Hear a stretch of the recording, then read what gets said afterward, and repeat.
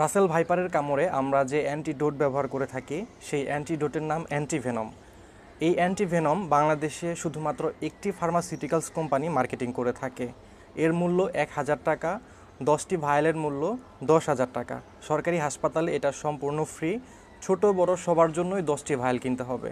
10টি ভায়েলের সাথে যে ডিস্টিল ওয়াটার দেয়া থাকবে সেই ডিস্টিল ওয়াটার দিয়ে এটাকে প্রিপেয়ার করতে হবে।